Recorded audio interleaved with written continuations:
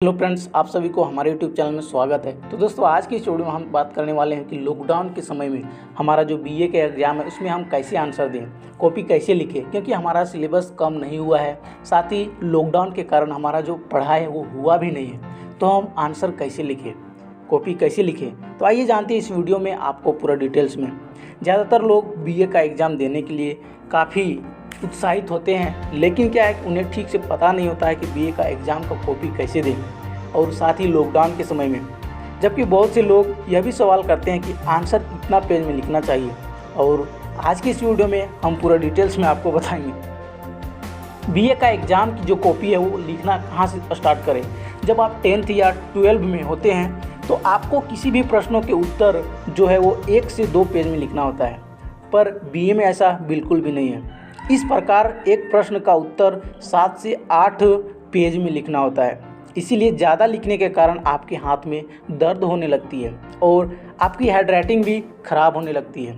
इसीलिए सबसे पहले उन प्रश्नों का उत्तर लिखना शुरू करें जिसके बारे में आप ज़्यादा जानते हैं, और इनमें आप बिना रुके 1000 से 1500 शब्द लिख सकते हैं। अब ऐसे प्रश्नों को ढूंढो जिनमें आप थोड़े बहुत जानते हो, यानी जब आप पूरा सेटिस्फाई हो जाते हैं कि सबसे पहले वो आंसर दें जो आप पूरा तरीक़ा से जानते हैं, उसके बाद उसमें थोड़ा बहुत जो आपको आता है वो प्रश्न को ढूंढें, और इनमें आप उत्तर लिखते समय बीच बीच में उससे संबंधित कुछ ऐसे बातों को लिखें जिसके कारण आपका उत्तर बड़ा हो। यानी आपको प्रश्न तो आता है, उसका आंसर लिख रहे हैं, लेकिन कुछ उससे भी रिलेटिव यानी संबंधित जो भी आपके मन में मतलब उत्तर आता है वो भी लिखें, ताकि क्या है, आपका उत्तर बड़ा हो।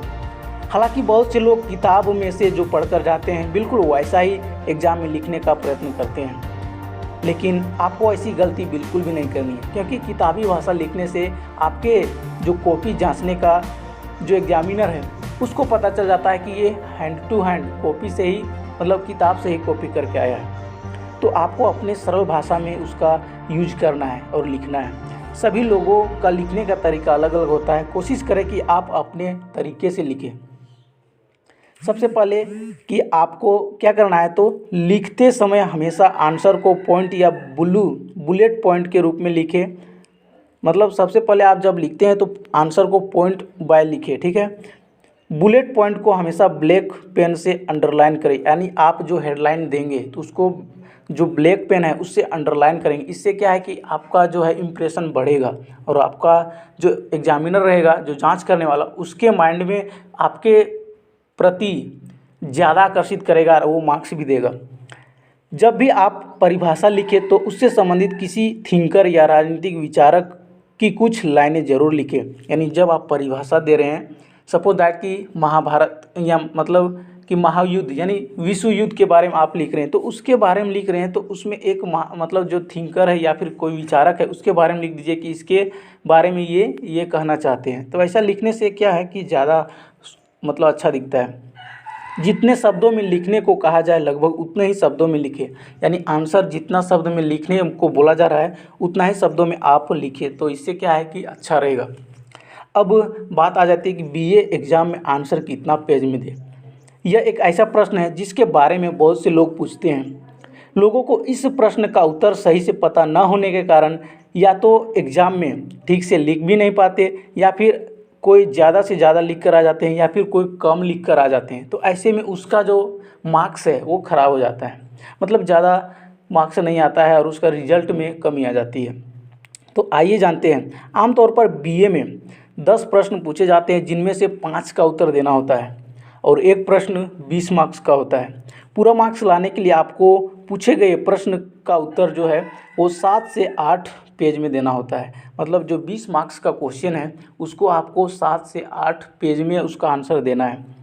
अगर आप इतना भी नहीं लिख सकते हैं तो कम से कम 5 पेज लिखना आपके लिए काफ़ी इम्पोर्टेंट है, क्योंकि 20 मार्क्स बहुत ज़्यादा मार्क्स हो जाता है। तो उसके लिए आपको तो लिखना तो पड़ेगा 7 से 8 पेज। लेकिन अगर आप उतना नहीं लिख पाते हैं, उसके काबिल नहीं हैं, तो आप 5 पेज भी लिख सकते हैं। परीक्षा देते समय उत्तर लिखने के लिए संरचना का चुनाव करें। जो परीक्षा देते समय आप उत्तर जो लिख रहे हैं उसके संरचना का चुनाव करें। दूसरी बात, सबसे पहले भूमिका या प्रस्तावना लिखें, मतलब पूछे गए प्रश्न का आप इंट्रोडक्शन सबसे पहले दें। यानी जब आप आंसर लिख रहे हैं तो सबसे पहले उसका प्रस्तावना यानी भूमिका लिखना है, इंट्रोडक्शन लिखना है उसके बारे में, जो प्रश्न है उसके बारे में। तीसरी बात, परिभाषा यानी प्रश्न का कम शब्दों में जो सामान्य उत्तर हो सकता है उसको लिखें। जो परिभाषा आप लिख रहे हैं, तो मान लीजिए कि कोई भी क्वेश्चन है तो उसका सामान्य रूप आपको लिखना है परिभाषा में, नहीं कि डिफाइन करने लगना है। ठीक है, पहले परिभाषा को सामान्य रूप में लिखें, उसके बाद आप पॉइंट बाय पॉइंट करके लिखना चालू करें।